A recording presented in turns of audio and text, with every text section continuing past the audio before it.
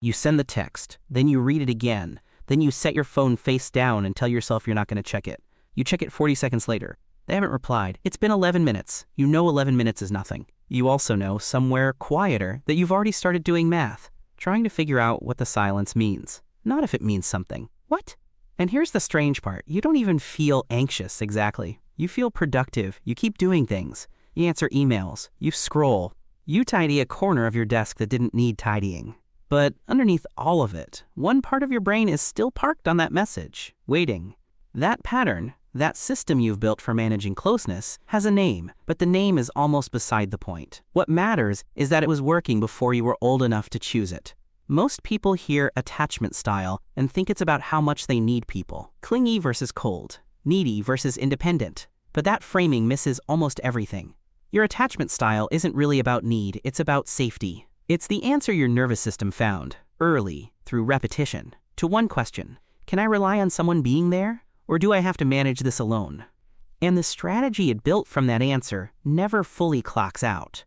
If you grew up in a place where connection felt uncertain, where people were sometimes warm and sometimes distant, sometimes present and sometimes preoccupied, you may have learned to monitor, constantly. Not because you wanted to, but because it worked. Staying alert to other people's moods, staying responsive, staying close enough that you could catch a shift before it became abandonment.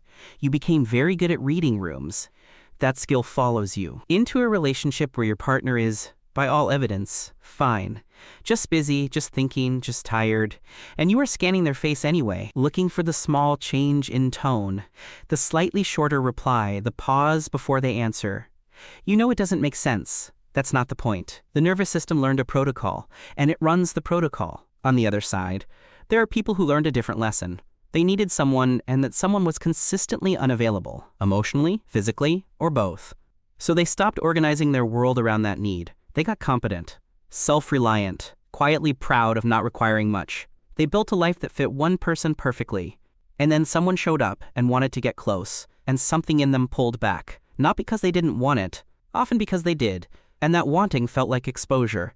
These people don't look like they're in an emotional pattern, they look like they have their life together. But they go quiet when someone gets too specific with their feelings.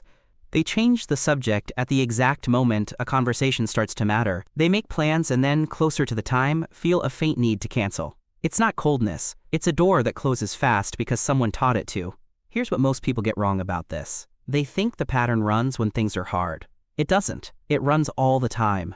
It runs when things are good. Actually, when someone is showing up consistently and caring about them, and nothing is wrong. That's often when the anxiety spikes, or when the distance widens. Because closeness itself is the cue, not danger. Closeness. One person starts pulling someone closer right when the relationship feels most stable, not because they're irrational, but because their system learned that stability doesn't hold. So they check the structure, constantly, like pressing a bruise. Another person starts finding subtle reasons to create space right when someone shows them they're safe. Not because they're avoidant by nature, but because the closer someone gets, the more there is to lose. And losing people was the first lesson they ever learned.